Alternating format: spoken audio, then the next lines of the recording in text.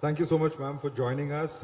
We have with us the Minister for Health, Vidadala Rajini from Andhrapradesh. And I'm going to start, ma'am, by asking you a couple of questions about your state, about the department that you're handling. In particular, of course, we know how there are challenges as far as the spending on health is concerned. Now, as per the National Family Health Survey of 2019, the pocket health expenditure was about 69% that it had been increased to. We don't know how it is playing out in the post-COVID scenario, but as per the center is concerned, one of the schemes that they have brought in is the PMJAY, which will provide free medical treatment to needy people in the country. How are you proposing to tackle this, and have you already tackled this in your state? Yes, Mr. Madhav. Of course, out-of-pocket expenditure, it's a huge burden and it has increased. And it is definitely, for every government, it is a huge burden on the poor.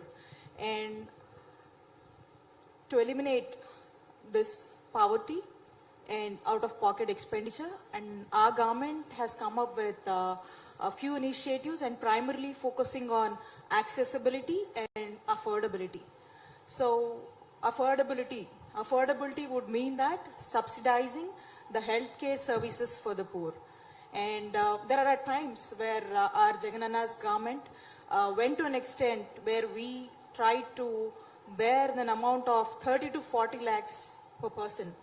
And at the same time, I would definitely say that my government don't hesitate in spending whatever the money is needed in terms of medical insurance. And when it comes to accessibility, so we have about 2,200 plus empaneled network hospitals and covering across the state. Also, we have 3,200 plus medical procedures which are covered under this medical insurance. So with this, we have a strong grassroots level administrative system, what we name it as Gramaward Sachwalaya system, which constitutes about 2.6 lakh volunteers working across the state. And with this volunteer system and also the ANMs, ASHAs, on the local grassroots level, whatever we have, so with that, we are able to reach the people of this state and explain them how the network hospitals are connected and provide information about the network hospitals and the medical procedures and also the welfare schemes given by Jaganana's government. So with this, this is one part. And the very important thing is our state, Andhra Pradesh, under the visionary leadership of our former Chief Minister, late Dr. YSRCP Reddy Garu, he introduced a comprehensive healthcare scheme called Arogyasri in the year 2007 itself, which means a decade before the national insurance scheme was introduced.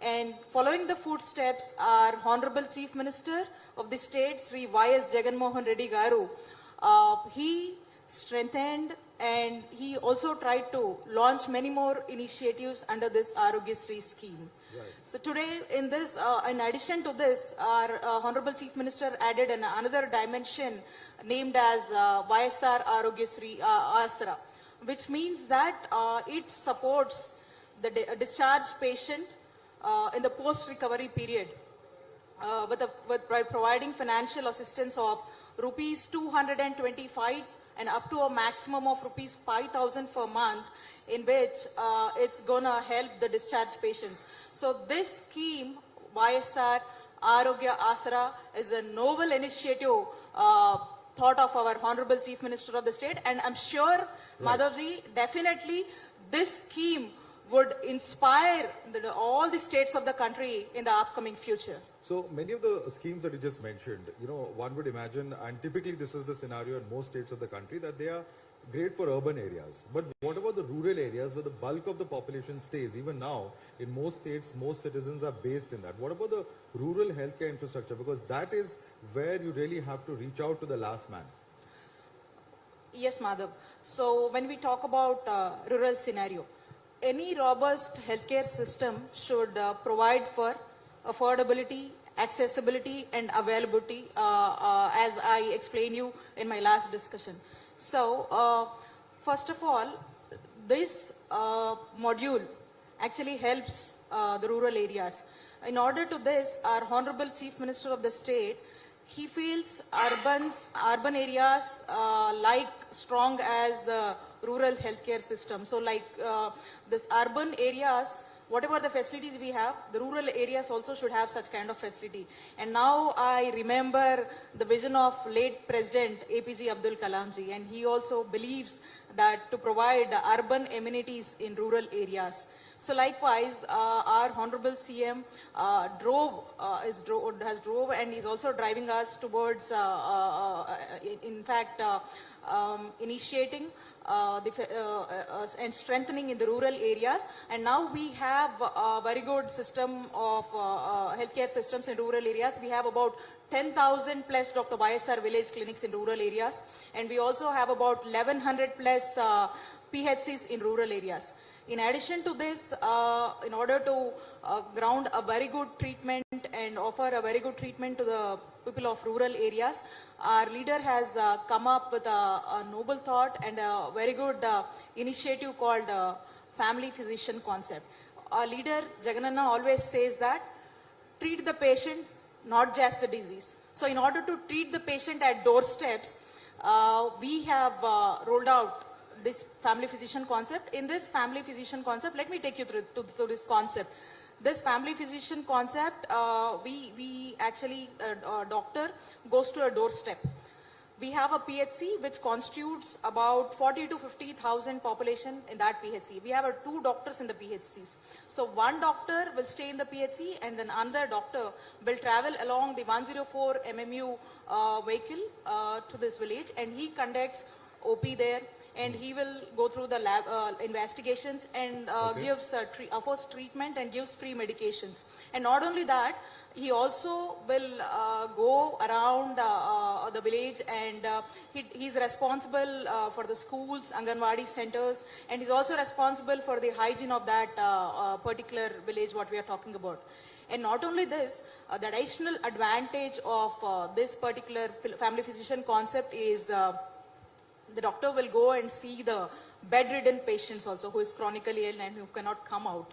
So can you imagine, Madhavji, a state like Andhra Pradesh, a government doctor going and visiting a patient who is bedridden and who cannot afford to come out and go and seek a corporate level kind of treatment. So can you imagine? So this is what exactly now I cannot stop myself saying that this is one of the outstanding ideas which was rolled out by our Honorable Chief Minister in the state of Andhra Pradesh. Okay. Very interesting. That's where we see, like, and recently we are talking, like everybody says, whole of society approach and whole of government approach. And that is what is the approach we've been implementing exactly in the state of Andhra Pradesh under dynamic Chief Minister, Sri Y.S. Jaganmohan Reddy Garu. All right. Very important also is, in the post-COVID scenario, now after the bifurcation of Andhra Pradesh into Telangana and Andhra Pradesh, we have looked at, how tertiary health services have been impacted. In this post-COVID scenario, that is going to be something of great importance. How are you proposing to deal with that, building up capacity, ramping it up? Because COVID is something that is not completely gone away, or the threat of it still looms large. Yes, Madhav. So before I tell you something, it's very important to know the story of Andhra Pradesh. Because of the bifurcation, so we lost many of our tertiary care hospitals in Hyderabad.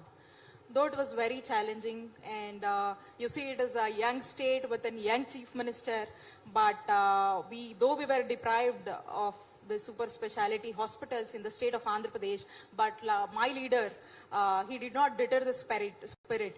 And my leader, he just he shows the way, goes the way, and he has set an ideal initiative so where we did not feel so. And the first thing, which was the most important thing, is the challenging factor was facing this COVID. So though we lack tertiary care, and because of the increased disease burden, and the lack of tertiary care facilities, it was hard. But then we mobilized the best of all resources and in fighting against this pandemic, and the results were proven also. So when it comes to tertiary care, in order to strengthen it in my state, so our honorable, now I remember the dreams of our honorable Prime Minister. So he says that every district should have a government medical college in the country. So exactly our Honorable Chief Minister of the state, he envisioned, and he is one step ahead in implementing this in the state of Andhra Pradesh. Now we in the state of Andhra Pradesh, and under the leadership of our Honorable Chief Minister Sri YS Jagannath Reddy Garu, we are setting up of 17 medical colleges in the state. And not only that, we have given a priority for two... These are private or government medical colleges? Government medical colleges. Okay. 17 government medical colleges in the state. And 2 of them would belong to tribal areas. So we even don't want to ignore, because even though they are the far-flung areas, but still we want to make sure that even the tribal areas are also covered. And we are investing about 8,500 crores on this, and by which we would additionally get about 2,500 MBBS seats for the upcoming future. And not only this, we have existing level government medical colleges in the state of Andhra Pradesh, and for which we are also strengthening it by investing 3,800 plus crores, and for which we would get about 650 PG government medical seats. And not only this, in addition to this, we have set up 5 multi-specialty hospitals in tribal areas to cater the needs of the rural people. And in addition to this, we have many of the super specialty hospitals, cancer hospitals, mental health institutes, and also kidney research hospitals. So these are the hospitals we are establishing. And in addition to this, we have a very good we are encouraging private partnership with a concept called health hubs in all the municipal corporations of this state. Right. So we are going to establish 16 health hubs, and here the sweet part, what we have to look at is the prime land. The prime land is offered to the private investors at free of cost from the government. So that's a very important part. So these are the things what we are doing in the tertiary care. I'm sure we wanted to make sure that, see, most of the young states, some of the tertiary care things like, cardiothoracic surgery, pediatric cardiology, neurosurgery, and when you talk about oncology, yes, super specialties, though they are the young states, they have faced many difficulties. But in my state, if you talk about cancer, you know that cancer is one of the most leading cause of death in today's generation. 1 out of 6 deaths it's reporting, and even women is at high risk in cancer. In such situation, in my state, we are offering a comprehensive cancer care, and the whole continuum of care is taken from prevention to treatment to palliative and rehab. And such, we are pretty focused, and I'm sure in the coming days, we will make sure by 2030, no patient would go out of Andhra Pradesh for treatment. And I'm sure our state-of-art facilities would attract different states to come and get treatment in Andhra Pradesh. Well, that's very ambitious. That's a challenge certainly for you as the Minister of Health, and also very important given that both COVID as well as the Ukraine war have highlighted the lack of medical college seats in the country. But I want to take you to another question, because you have also been an IT professional in the past. So as somebody who's a young minister, somebody who's got a background in IT, we've seen how during COVID, Arogya Setu helped. We've seen various websites that have been set up. Technological solutions as a minister, even, out of times of crisis such as COVID, how do you see this helping and driving growth in this area? Making, for instance, information available online. All of these are very challenging areas. How do you see technology helping, particularly as far as the governmental level is concerned and governmental schemes are concerned, to help the common man? Yes, Mr. Madhav. I have an IT background, and I have lived in United States for a couple of years, where I have practically witnessed the experience and implementing of digital platforms, and I have seen how digitalization is driving for smart governance. And when we talk about our state, our Honorable Chief Minister, he believes in technology, and he wants to solve any problems, and he wants to drive solutions with a data-driven approach. And in regards to this, when you talk about digitalization, in my state, we have started digital-enabled initiatives, and first of all, we wanted to collect the data of all the citizens of the state, and we want to make sure that the data is properly entered, and we are also linking the Aadhaar ID to it. So in order to eradicate the duplicate entries, and all this collected data we are used to generate the ABA IDs. And these ABA IDs, whatever we are creating, these ABA IDs would be the face of unique identity for a particular person.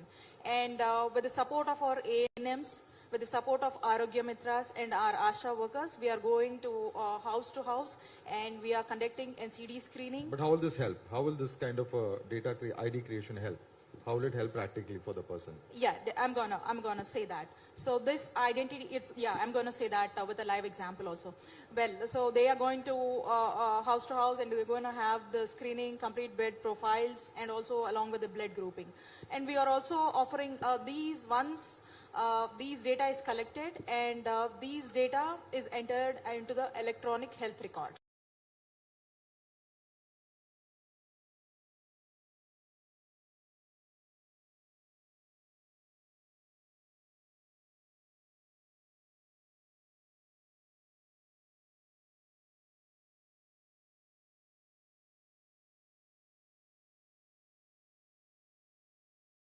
Crime records. We see like 2021 says that 1.5 lakh people are dying due to road accidents. So let's say, take a situation of road accident. Imagine a person is hit in a road accident, and if you have to rescue that person, so it's more important for a doctor to understand in deep to rescue the patient. And at that situation, imagine he has to be infused with the blood. It is more important for a doctor to understand which blood group he belongs to. So if the patient is lying there, it is an emergency, and again he has to go and perform all those blood grouping and check the blood, which group he belongs to, and do the matching before he infuses the blood. So here it's more important, digitalization plays a key role, because once the digitalization is there, it is same like Aadhaar card. You will have an ID, and you will have all the electronic health records, and all of his story, data, medical history is stored. And if the doctor is able to view that, it gets easy for him to give which blood group he belongs to, if it is having any allergies or something, past track history, and which doctor saw him. Everything is available, and it gets very easy for a doctor to treat him, save time and save life. So can we imagine now, we are just talking about a road accident, a small situation. There can be many such emergency situations.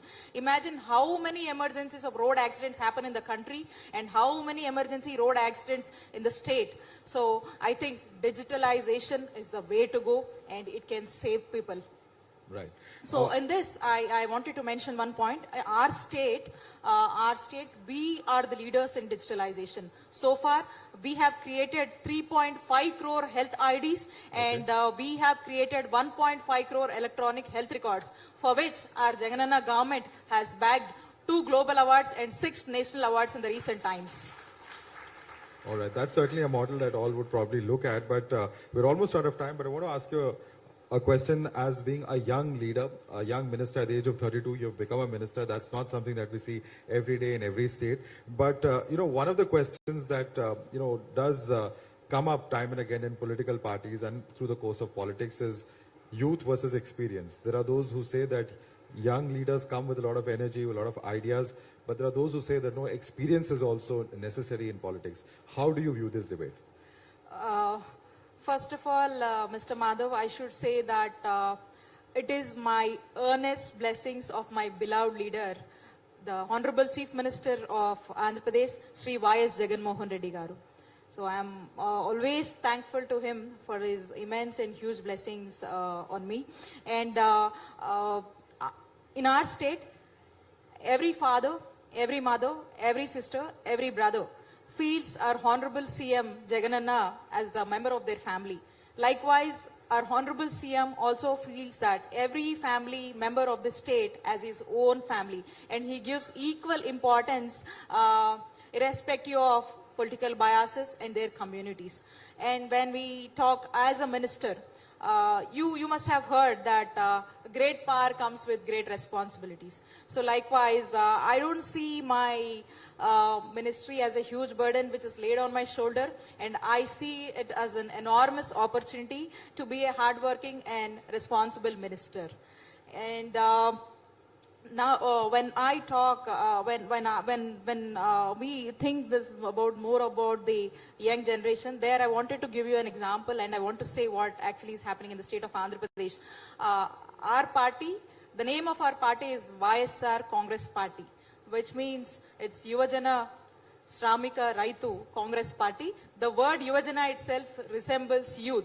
That means our leader puts youth first. It's not only me, and no wonder many of our people in the state of Andhra Pradesh, in my government and party, are youngsters.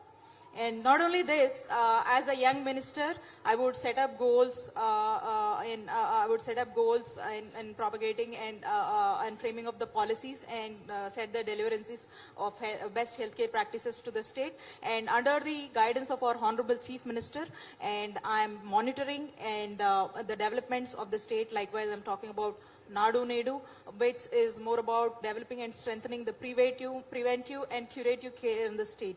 Right. And not only that, we are monitoring these medical colleges and these establishments in the tertiary care. And we are also keenly monitoring on this, the implementation of Arogyasri and Arogya Asra schemes.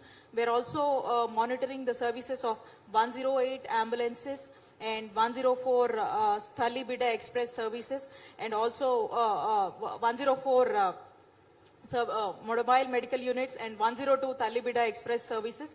And not only this, we are even more particular about the family implementation of the successful implementation of the family physician concept. And for this, to make our Andhra Pradesh as an Arogya Andhra Pradesh, what our leader always dreams about, we are spending about 16,000 crores for the developments which takes place in Nadu Nedu. And not only that, in regards to health sector, we have been spending 13,000 crores in providing best healthcare practices. So following the footsteps of my leader, I'll make sure that no stone will be left unturned. And I'm pledged to say that we'll make sure every citizen is more important, and his well-being is our responsibility. Right. I can't let you go without asking you one political question at least. As far as your state, your party's arch rival, Mr. Chandrababu Naidu, has come out to say that if he's not able to win the next elections, it will be his last. How do you respond to this? Because, do you think that this could generate sympathy in his favor? Maybe Chandrababu Naidu is true at his justification. The reason being is our leader, when he was the leader of opposition, so he worked almost for 10 years in opposition. It was a great opportunity for me, for our Jaganana, to meet each and every sector of the population in the state, in each and every sector of the people. And he understands their pains, and out of which every pain, what he observed and what he interacted, that pains or that concerns were made as a manifesto, what we proudly now call as Navratnalu, the 9 gems of the state. And now, when a leader formed the government, and he from day one started focusing on delivering all the Navaratnalu, what I'm talking about, and delivering all the welfare schemes. And so far we have achieved about 98% of the schemes were being implemented in the state of Andhra Pradesh within 3+ years of governance. So at this situation, and also, have you ever seen a ruling party taking a brochure saying that we have given you so and so amount, and we have implemented these schemes for particular individuals? So we have come up with a concept called Gadapa Gadapaki Mana Prabhutam, for which we are going and meeting every individual of the state, and every MLA is getting into their constituency and going to the public. So with the immense response what we are getting to our Jaganana's government. So with this response, probably Chandrababu Naidu must have felt that the existence of their party is in dilemma. And I strongly say definitely the statement what he told, maybe it's definitely right, because we are one of the strongest regional parties in the state of Andhra Pradesh, and definitely we are going to form the government again in 2024 whenever the election comes. Thank you so much, Ms. Dalji, for speaking to us here at the Times Now Summit. Thank you so much for joining Thank you, us. Madhavji. Thank you.